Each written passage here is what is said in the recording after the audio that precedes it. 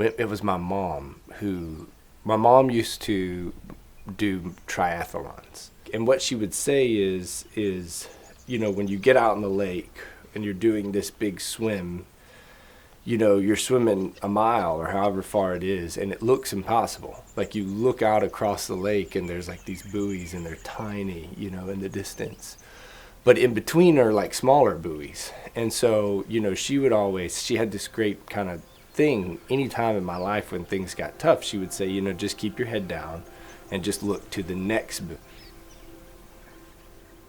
As I'm swimming, things always slip through. Like it's like and so I'm swimming, and what might come the next day, like for the next morning, like a jumping off point or a character move, it just slips through. Because when you're out there in the water, nothing can reach you. Like there's no email, there's no text messages.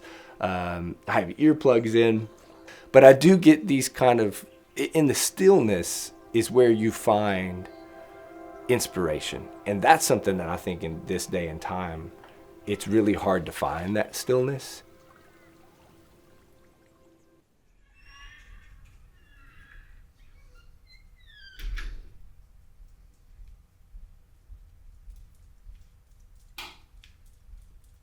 There's this movie, this Hollywood version, that like you rent a cabin out in the woods and you take, your manuscript, and after a week, you have this big stack of pages.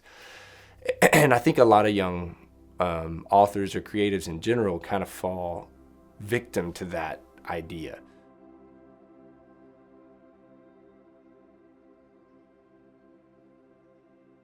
My day, when it like really starts, is the alarm goes off right a little before 5. And I come down here with a cup of black coffee. And this is what's always interesting, because there is a moment of having to it's almost like before you start playing a sport or a lift, like you have to do that warm up. And for me, it's dark outside, but you start to write that first line, and then you get to the second line's a little easier than the first. And then eventually you've waded your way back into the world you've created.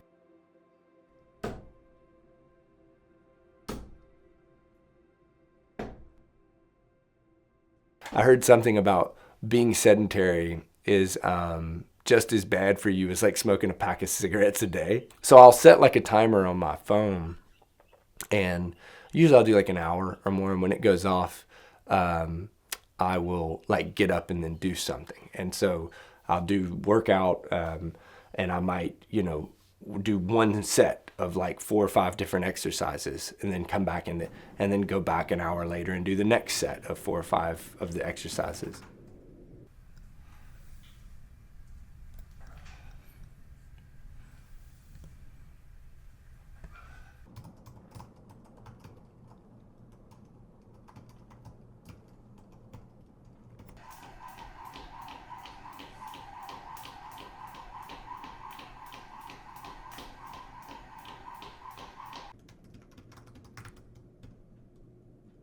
Why any of it matters, I think that innately all we ever really do is tell ourselves stories. The moment we have an event, at the birth of a child, a wedding, there's really no tangible evidence of that happening except what exists inside your head. You can take pictures, you can make videos, but even the pictures and the videos are stories. Even the pictures and the videos are just snapshots and moments that you like have twisted and turned and created a narrative. So I think why stories are important it's just like, it's how we learn, right? Like it's how and that's the point of an author. Like that's the point of a storyteller, is to try and make it so that it becomes something bigger than just a memory. Like it's a story we tell. Because it's not just focus like when I'm writing, but there's focus involved in like being a dad, and there's focus involved in like my kids are only like this tall and this tall now, but like getting down on their level and really being right there with them and not thinking about this stuff or whatever else is going on, because, and this is the artist side of me, is like, there are stories in those little eyes too.